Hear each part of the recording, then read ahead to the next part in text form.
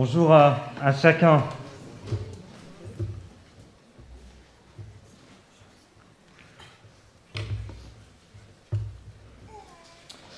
On continue notre parcours dans la Genèse avec aujourd'hui un petit point d'arrêt sur la notion de l'alliance qui est particulièrement importante dans le livre de la Genèse.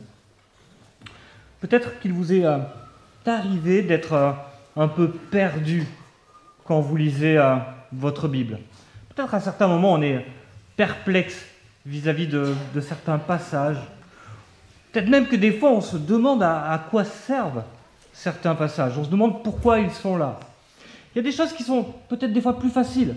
On lit l'Exode et puis on arrive assez facilement à s'imaginer que notre vie est un désert. Et même si on vit en Franche-Comté et que la pluie est particulièrement abondante, on arrive quand même à se dire, oui, la vie est un désert, on rencontre des situations compliquées comme le peuple de Dieu, et on arrive un peu à transposer ce qu'ils vivent à notre histoire. Enfin, au début surtout. Parce qu'on arrive à Exode 20 avec les 10 commandements, ça passe encore. Et puis on arrive à Exode 21, 22, 23 avec des règles morales qui nous semblent d'un autre temps.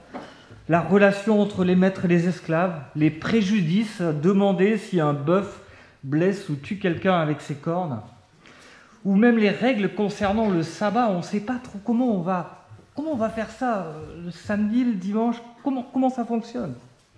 Et puis qu'est-ce qu'on fait du livre du Lévitique avec toutes ces règles qui concernent les offrandes, qui concernent les sacrifices ? Comment est-ce qu'on réagit à la lecture du livre de Josué, la répartition des terres, alors qu'aujourd'hui Israël est en plein conflit ? De manière plus générale encore, comment ça marche entre l'Ancien Testament et le Nouveau Testament ? Est-ce que le Nouveau, finalement, annule l'Ancien et finalement on lit les Épîtres et c'est bon, ça va, j'ai tout ce dont j'ai besoin pour aujourd'hui. On l'a dit plusieurs fois, la Bible est une seule et même histoire. C'est l'histoire de Dieu qui est en train de se constituer un peuple d'adorateurs. Et on a rapidement évoqué dans cette histoire ces 4 chapitres, création, chute, rédemption, nouvelle création. Le problème, c'est que le chapitre de la rédemption fait 1000 pages et au premier abord, ça peut sembler un peu désuni et même parfois complètement contradictoire. La trame qui unit ce grand chapitre, ce sont les alliances que Dieu scelle dans le but de nous sauver. Et ce matin, on va parcourir la Bible, parcourir ces alliances pour voir comment ce grand chapitre nous révèle peu à peu le salut en Jésus-Christ et la grandeur de Dieu. Alors vous pouvez prendre vos Bibles parce qu'on va voyager et c'est assez intéressant de voir où est-ce qu'on est au fur et à mesure que l'on avance. Quand on parle alliance, je ne sais pas si vous avez un peu ce réflexe-là, moi souvent je fais ça. On pense au mariage, on pense aux anneaux que l'on met à nos doigts et qui symbolisent la relation particulière que l'on a avec notre époux, avec notre épouse. Et c'est ce qu'on va essayer de voir ce matin, ou d'entrevoir, parce qu'on va aller assez vite, comment ces alliances décrivent la relation que nous avons avec Dieu aujourd'hui. La première chose, c'est que c'est une relation qui est basée sur la grâce.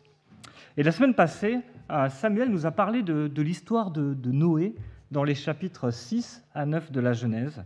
Et vous vous souvenez peut-être ce bilan qui est fait par Dieu. C'est un bilan qui est absolument désastreux. Les hommes commettaient beaucoup de mal sur la terre, et comme si ce n'était pas suffisant, il ajoute leurs pensées étaient constamment tournées vers le mal. Et puis juste après ce bilan, il y a cette sanction au verset 7. « J'exterminerai de la surface de la terre l'homme que j'ai créé, depuis l'homme jusqu'au détail, aux reptiles, aux oiseaux, car je regrette de les avoir faits. » Waouh! Mais Noé trouve grâce aux yeux de Dieu. Et au verset 18, nous avons la première mention explicite de l'alliance dans la Bible. « J'établis mon alliance avec toi Et Dieu sauve Noé, il sauve sa famille, il sauve la création animale au moyen d'une arche. Et puis, après le déluge, alors que l'eau est descendue, Dieu explicite cette alliance. Il dit que plus jamais il n'y aura de déluge pour détruire la terre et ses habitants. Et il donne un signe à cette alliance, l'arc-en-ciel, que l'on voit encore de temps à autre de nos jours. Alors bien sûr, en voulant parcourir ces différentes alliances, on va se concentrer uniquement sur ce qui est marquant, sur ce qui nous frappe. Et il me semble que dans ce texte de la Genèse, il y a quelque chose qui est vraiment frappant. C'est un peu l'impression du trou de souris. Vous avez 10 chats qui courent après une souris et elle est perdue. On ne sait pas trop dans quel estomac elle va finir, mais c'est irrémédiable. Elle est perdue. Une souris face à 10 chats qui n'ont même pas besoin d'avoir faim pour lui courir après n'a absolument aucune chance. Ce qui est irrémédiable ici, c'est la mort. Et pas à cause de l'eau qui monte, à cause du jugement irrémédiable, implacable de Dieu. J'exterminerai de la surface de la terre l'homme que j'ai créé, depuis l'homme jusqu'au bétail, aux reptiles, aux oiseaux, car je regrette de les avoir faits. En lisant ça, on voit qu'il n'y a pas d'échappatoire. Il y a impossible de se dire « oui, mais quand même ». C'est absolument sans nuance.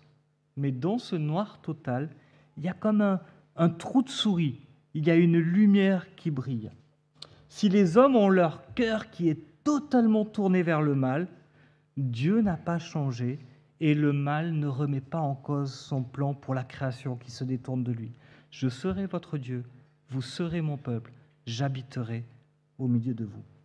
Et Dieu prend l'initiative. Nous ne sommes pas en train de lire un marchandage entre Noé et Dieu.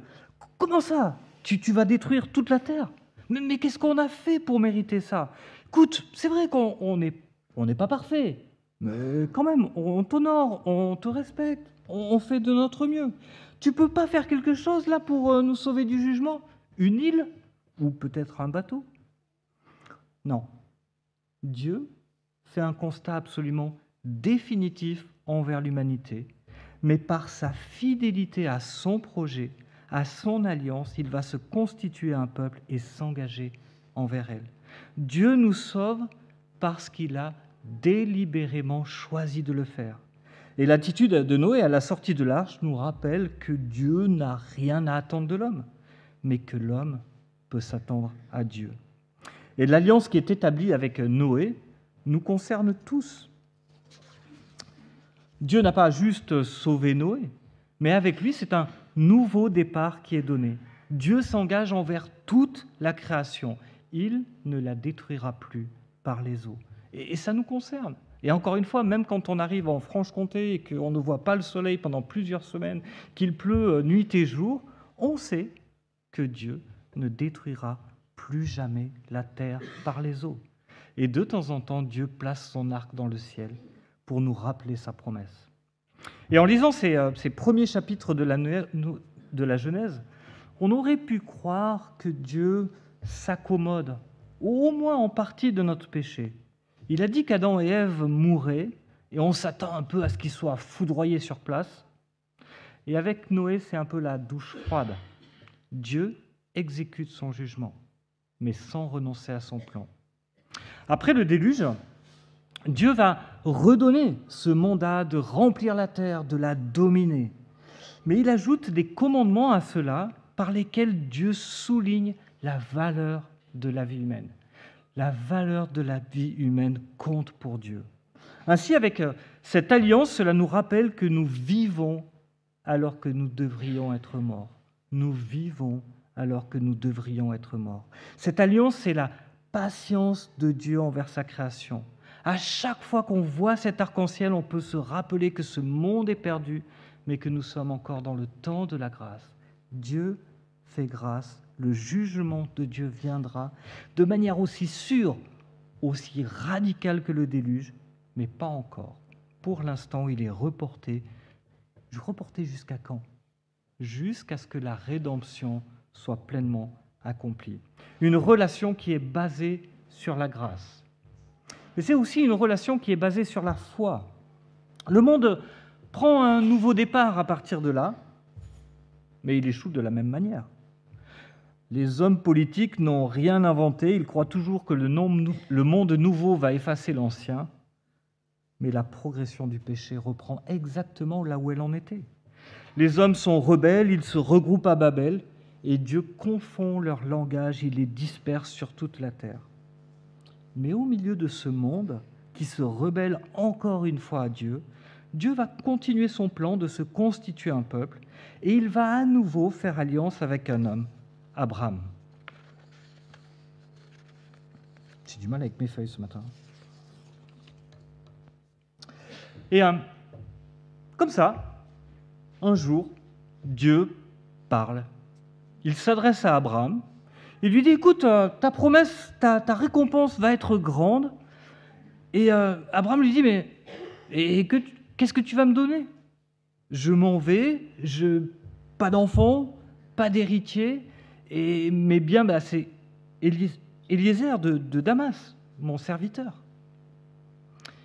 Et Dieu lui dit, non, ce n'est pas lui qui sera ton héritier. Et puis il conduit Abraham dehors, et il lui montre les étoiles. Et regardez ce qu'il lui dit.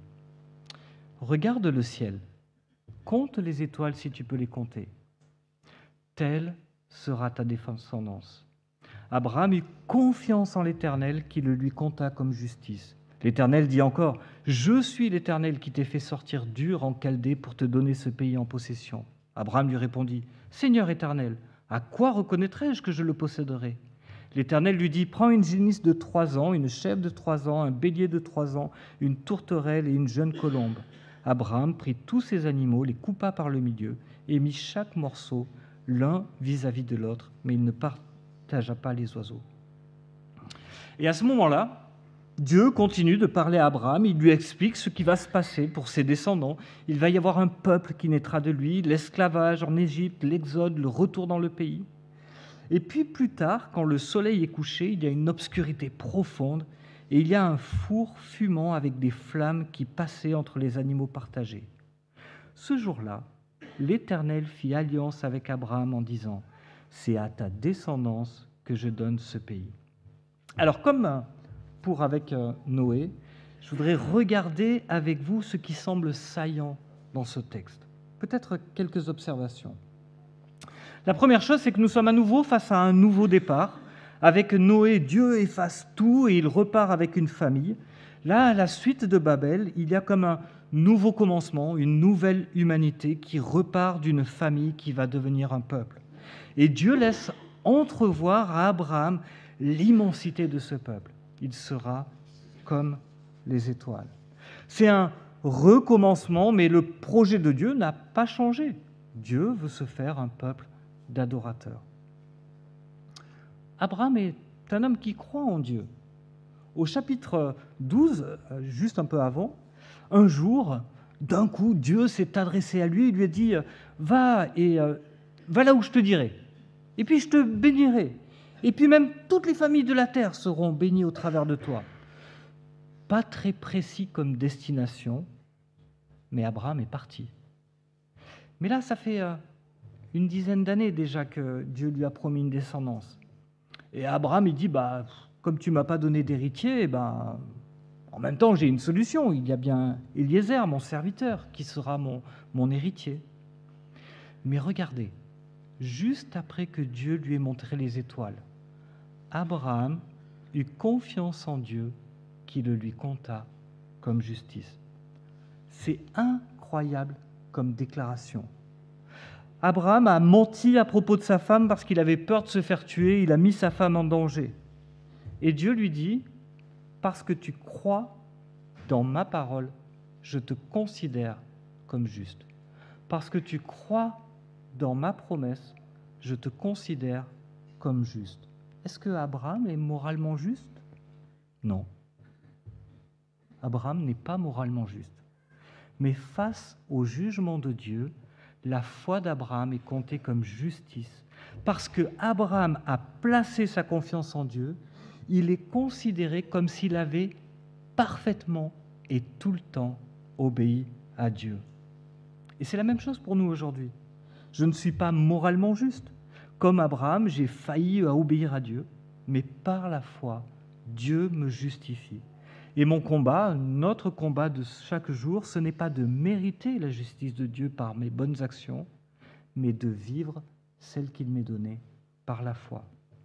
Quand je me sens coupable, le véritable défi, ce n'est pas de faire des efforts pour être meilleur, pour compenser, pour progresser, mais de me rappeler que Dieu m'a déclaré juste par la foi.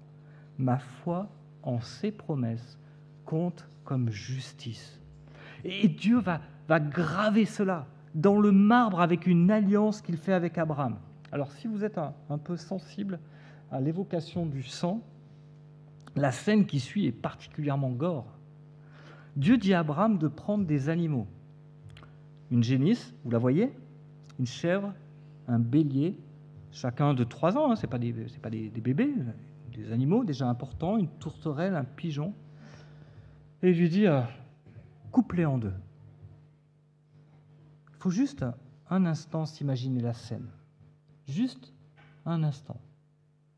Abraham qui tue ces animaux, qui les coupe en 2, qui les sépare. Le sang, l'odeur qui devait régner dans ce moment-là.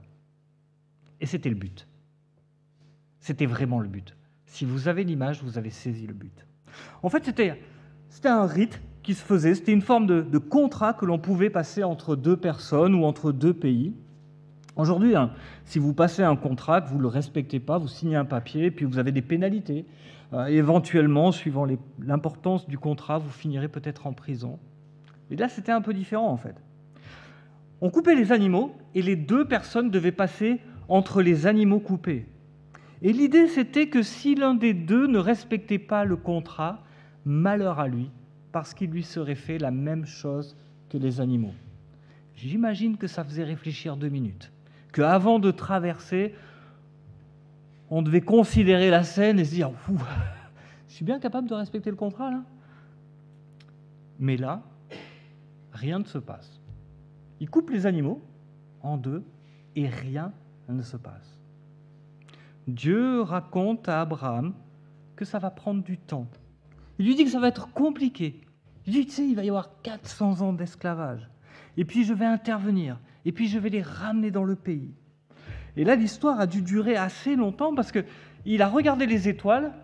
Et puis maintenant, le soleil se couche et la nuit tombe. Il a passé une journée avec Dieu où Dieu lui a raconté qu'est-ce qui allait se passer.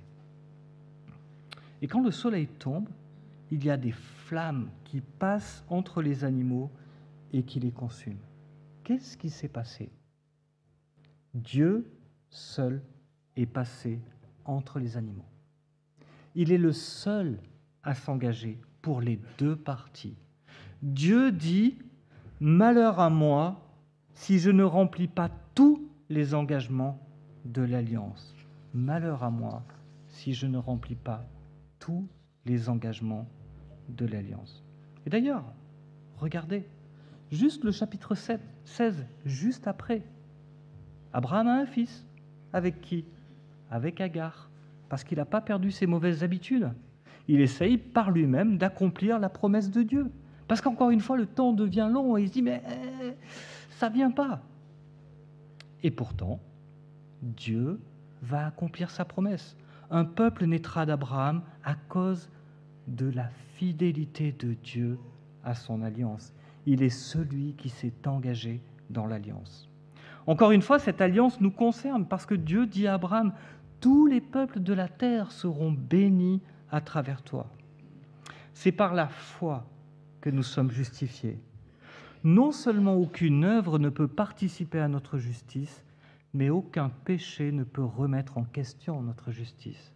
C'est Dieu seul qui s'est engagé. C'est Dieu seul qui nous justifie. C'est Dieu seul qui sanctifie son peuple, le conduit en sécurité dans le pays promis.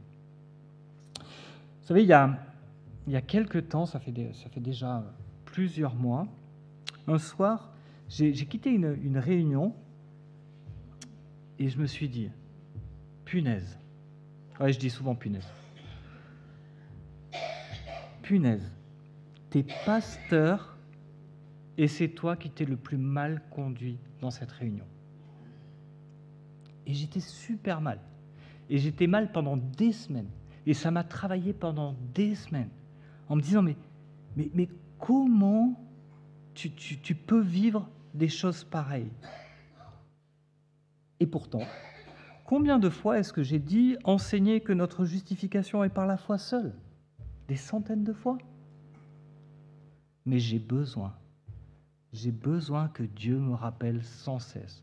C'est moi qui me suis engagé. Ta justice, c'est mon combat, pas le tien. Si je te considère juste, ce n'est pas à cause de ta fidélité, mais à cause de la mienne. Je sais de quoi tu es fait. Une relation qui est basée sur la foi. C'est aussi une relation qui est basée sur un Dieu qui pourvoit au péché. Et ça nous conduit vers l'alliance suivante que Dieu conclut avec Moïse. Comme Dieu l'avait annoncé à Abraham, son peuple grandit, il se retrouve esclave en Égypte, il continue de se multiplier là pendant 400 ans, jusqu'à ce que Dieu se souvienne de son alliance avec Abraham, Isaac et Jacob, et délivre son peuple d'Égypte et le conduit au pied du mont Sinaï. Et alors arrivé au pied du mont Sinaï, je vais y arriver, Dieu conclut à nouveau une alliance avec Dieu, et là je suis en Exode 19. Et dans cette alliance, Dieu renouvelle et étend ses promesses précédentes. Et je lis dans Exode 19, les versets 5 à 9. « Maintenant, si vous écoutez ma voix, si vous gardez mon alliance, vous m'appartiendrez personnellement parmi tous les peuples. Car toute la terre m'appartient. Vous serez pour moi un royaume de prêtres, une nation sainte. Voilà les paroles que tu diras aux Israélites. » Moïse vient appeler les anciens du peuple et leur exposa toutes ces paroles comme l'Éternel le lui avait ordonné. Le peuple tout entier répondit : « Nous ferons ce que l'Éternel a dit. » Moïse rapporta les paroles du peuple à l'Éternel, et l'Éternel dit à Moïse : « Voici, je vais moi-même venir vers toi dans une épaisse nuée, afin que le peuple entende quand je te parlerai, et qu'il ait toujours confiance en toi. » Moïse rapporta les paroles du peuple à l'Éternel. Si cette alliance est une continuité, on voit quelque chose d'un peu différent. Si vous écoutez ma voix, si vous gardez mon alliance. Dieu s'adresse au peuple pour qu'il s'engage, et le peuple le fait. Nous ferons tout ce que l'Éternel a dit. Et au chapitre suivant, Dieu donne les 10 commandements à Moïse, et puis il continue avec toute une série de lois dans les chapitres 21, 22, 23, sur les relations, sur des règles morales, des commandements liés aux fêtes, sur des instructions pour la conquête du pays. Puis au chapitre 24, on a un repas, et ce repas scelle l'alliance.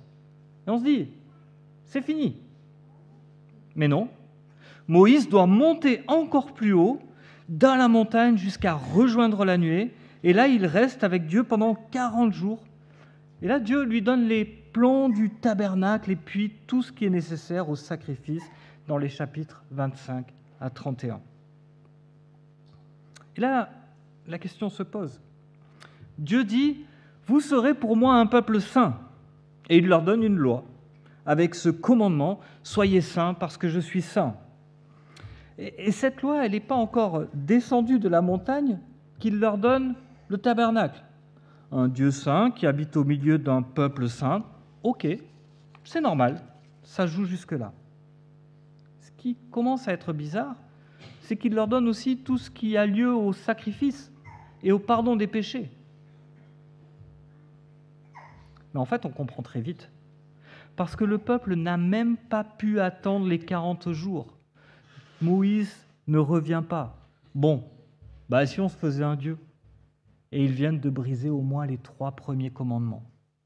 Et Dieu dit à Moïse : « Écoute, mais je ne peux pas résider au milieu de ce peuple parce qu'il est pécheur, je vais le consumer. » Et en disant cela, il vient de faire Moïse un intercesseur pour le peuple, qui va prier pour le peuple, et qui au final va dire : « Mais c'est toi qui t'es engagé pour ce peuple par ton alliance. » Et ainsi, dans cette alliance vont cohabiter la loi et le système sacrificiel.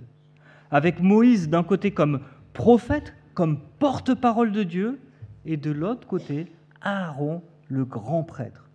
Par la loi et par le système sacrificiel, l'alliance comprend tous les moyens de s'approcher et de vivre dans la présence d'un Dieu saint, mais aussi de le refléter parmi les nations, être la lumière du monde, bénir tous les peuples de la terre. Et encore une fois, l'histoire avance, mais le cœur de l'homme n'a pas changé. Mais encore une fois, Dieu pourvoit. Et le peuple va marcher avec Dieu, il va traverser le désert, il va conquérir le pays promis avec Josué, et puis les juges vont assurer la continuité de l'alliance par leur médiation. Mais le temps des juges, c'est aussi un temps de cycle, avec des crises, des jugements, de la repentance. Et ce temps est marqué par une sentence que l'on retrouve plusieurs fois à la fin du livre des juges. En ce temps-là, il n'y avait point de roi en Israël, et chacun faisait ce qui lui semblait bon. Et nous allons découvrir que cette relation que nous avons avec Dieu, elle est aussi basée sur un roi que nous avons à suivre. Et d'ailleurs, le peuple lui-même va demander à un roi, pour de mauvaises raisons, pour faire comme les autres. Mais Dieu leur accorde ce roi qui avait été prévu dans le cadre législatif qui est annoncé dans le Deutéronome. D'abord Saül, puis ensuite David, le roi selon son cœur. Et dans 2 Samuel, au chapitre 7, David constate tout le bien que Dieu lui a accordé. Dieu l'a délivré de tous ses ennemis. Il est maintenant roi à Jérusalem, roi d'un royaume paisible, prospère. Il est confortablement installé dans son palais. Et David est rempli de reconnaissance et il dit, mais comment est-ce que moi je peux habiter dans un palais et Dieu dans une simple tente? Je vais te faire une maison. Et Dieu lui dit non. Non, tu ne vas pas me faire une maison. En fait, c'est moi qui vais te faire une maison. C'est moi qui vais construire une maison pour David. Et puis la promesse se poursuit et elle s'élargit. Et voici ce qu'il dit. J'affermirai pour toujours le trône de ton royaume. Ta maison, ton règne seront assurés pour toujours. Après toi, ton royaume sera affermi pour toujours. Encore une fois, dans le cadre de l'alliance, le but est de glorifier Dieu parmi les nations. Le peuple, et en particulier le roi, reçoivent cette responsabilité. Et d'ailleurs, Dieu précise que pour les rois suivants, et en tout premier Salomon, s'il fait bien, je serai avec lui comme un père, et il sera pour moi un fils. Mais s'il fait mal, je le punirai avec le bâton des hommes, avec le coup des amants. Mais je ne lui retirerai pas ma grâce comme je l'ai fait avec Saül, que j'ai écarté de mon chemin. Et ce qu'on voit à la suite, c'est des rois. Et ces rois sont à chaque fois évalués avec une mention comme « Il fit ce qui est droit aux yeux de l'Éternel, mais pas autant que son ancêtre David. » Mais le plus souvent, on a une mention qui ressemble à « Il fit ce qui est mal aux yeux de Dieu, comme l'avaient fait ses ancêtres. Il ne se détourna pas des péchés de Jéroboam. » Et en fait, ce qu'on voit apparaître, c'est un espèce de couple. Bon roi, bon peuple, mauvais roi, mauvais peuple.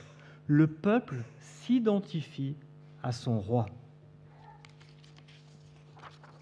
Et la situation se tend parce qu'il y a plus de mauvais rois que de bons rois. Au point que le royaume qui s'est divisé déjà au temps de Salomon subit maintenant la déportation. D'abord du nord par la Syrie, puis du sud par Babylone. Les rois qui étaient censés représenter Dieu pour le peuple et établir le royaume ont échoué. Mais la grâce de Dieu est plus grande. La promesse que Dieu fait à David, c'est qu'encore une fois, malgré l'échec, malgré la corruption de l'homme, il s'engage de ne pas retirer sa grâce de la lignée de David et de maintenir la royauté. Mais quand même, ça semble bien sobre. Et l'Ancien Testament se finit un peu dans ce marasme, en fait, avec des prophètes qui dénoncent le mal, qui annoncent le jugement, et puis au milieu, à chaque fois, on a comme une petite lumière d'espoir qui vient. Dieu ne renonce pas à l'alliance qu'il a faite avec son peuple.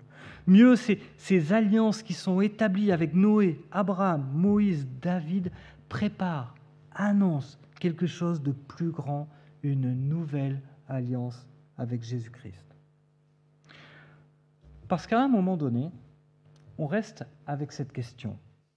En quoi ça nous concerne tout ça ? La première chose, c'est que de bien comprendre le plan de Dieu au travers de la rédemption nous aide à bien comprendre la parole de Dieu. C'est utile tous les jours. À chaque fois que vous ouvrez votre Bible, si vous avez bien compris le plan de la rédemption, vous lisez mieux la parole de Dieu. Peut-être déjà d'une manière étroite. Nous sommes face à un texte de l'Ancien Testament. Par exemple, prenons le texte qui nous raconte le combat entre David et Goliath. Est-ce que c'est un texte qui nous encourage à vaincre nos géants ? En fait, le risque d'isoler ainsi le passage, de le déconnecter de l'histoire de la rédemption, fait que ce texte nous donne une leçon de morale, d'exemple à suivre. Mais le problème, c'est avec qui est-ce que nous nous identifions dans ce texte ? Avec les soldats d'Israël ? Avec les frères de David ? Avec Saül ? Avec David ? Peut-être pas avec Goliath quand même. On dira peut-être qu'il y a une leçon à tirer de chaque personnage. Les uns pour montrer le manque de foi, ou avec un autre, l'homme qui se confie pleinement en Dieu. On trouvera même peut-être une utilité aux 5 cailloux, ne serait-ce pas la prière, la louange, la parole, et puis 2 autres choses qui nous sembleraient utiles sur le moment pour le combat. En un sens, c'est vrai. Les soldats ont peur et David fait confiance à Dieu. Mais est-ce que c'est vraiment tout ? Non. David, c'est loin de Dieu.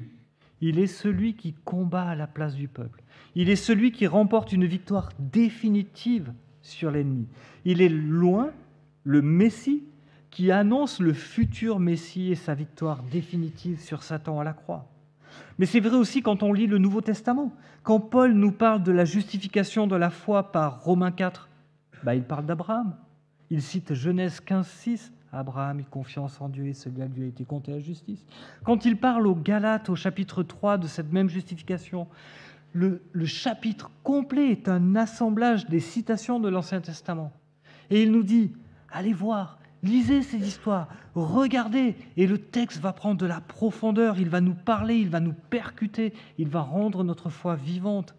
Quand il nous parle du pardon, il cite David, le grand roi qui a péché avec Bathsheba, qui a fait tuer Uri, et à qui le Seigneur ne compte pas son péché.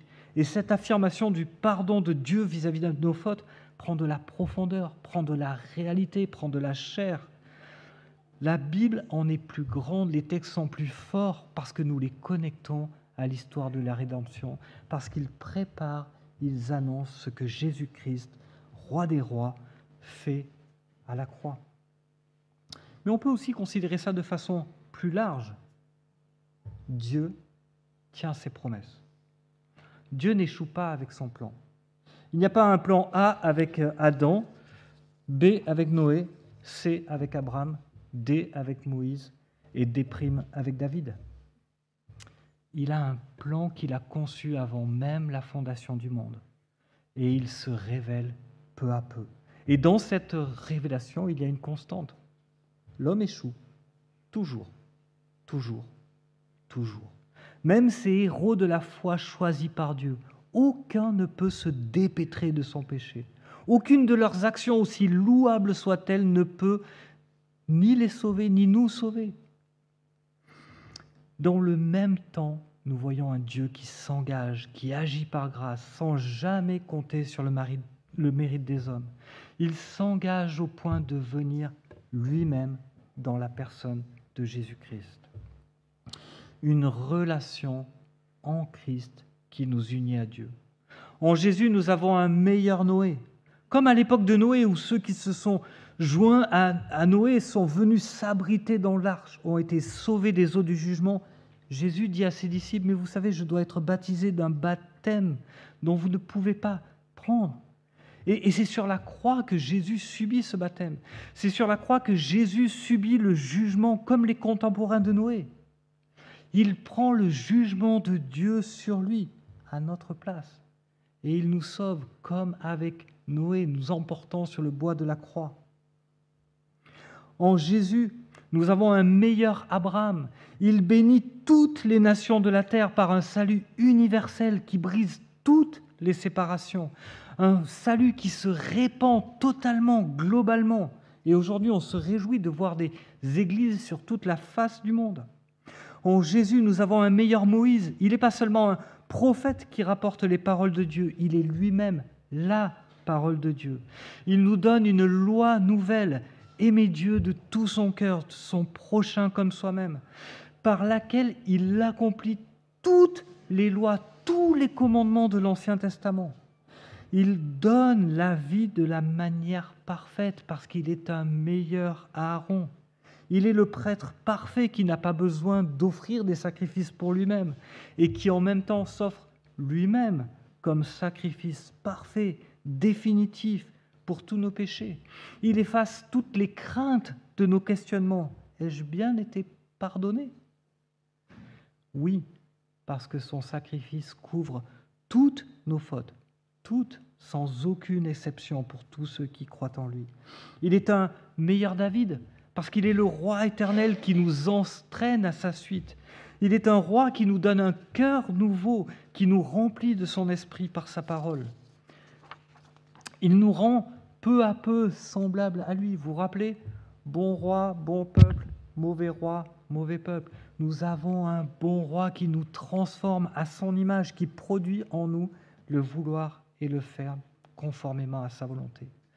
Oui, Dieu accomplit ses promesses, toutes ses promesses.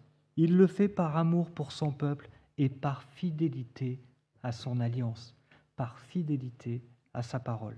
Et je voudrais juste conclure en vous lisant un psaume de David. Et ce psaume a vocation à nous émerveiller devant un Dieu si grand. Le psaume 100. Qu'est-ce qu'on fait quand on constate un Dieu qui nous sauve malgré ce que nous sommes, de la fidélité d'un Dieu si grand? David nous le dit. Poussez des cris de joie en l'honneur de l'Éternel, habitants de toute la terre. Servez l'Éternel avec joie.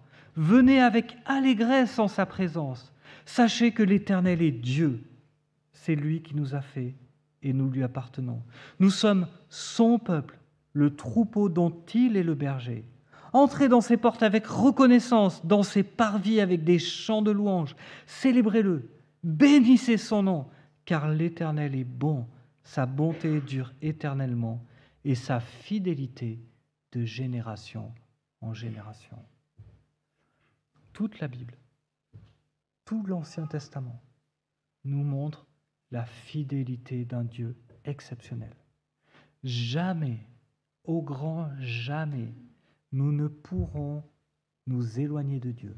Pas parce que nous sommes fidèles, mais parce que Dieu est fidèle. Et ça, c'est mon seul encouragement que j'ai dans la vie. Je ne peux pas m'éloigner de Dieu parce que c'est Dieu qui est fidèle. Prions ensemble.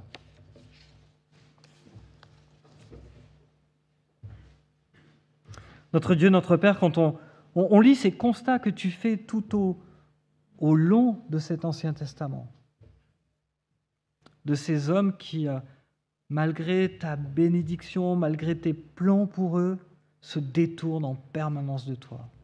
Et toi qui continues à prendre soin d'eux. Toi qui t'engages, qui te réengages, qui te réengages, qui te réengages auprès d'eux. Et qui, au final, vient en Jésus-Christ sur cette terre, et on l'a rappelé encore ce matin, comme un enfant. Tu marches une vie parfaite, et tu es notre roi parfait. Tu donnes ta vie pour nous. Tu as toi-même pris le jugement éternel de Dieu sur toi, pour que nous soyons sauvés. Alors bien des fois, on baisse la tête, bien des fois, on a l'impression que nous ne sommes pas dignes de toi, et c'est vrai. Mais notre dignité ne vient pas de nous, elle vient de toi. Elle vient de ce que par la foi, tu nous remplis de ta justice. Par la foi, tu nous unis à Christ. Et tout ce que tu dis de Christ, tu le dis de nous. Et on veut vraiment apprendre à te faire confiance. Qu'en lisant ta parole jour après jour, nous puissions constater ta fidélité éternelle envers nous. Et que cela nous encourage chaque jour à vivre et à marcher à ta suite. Au nom de Jésus-Christ. Amen.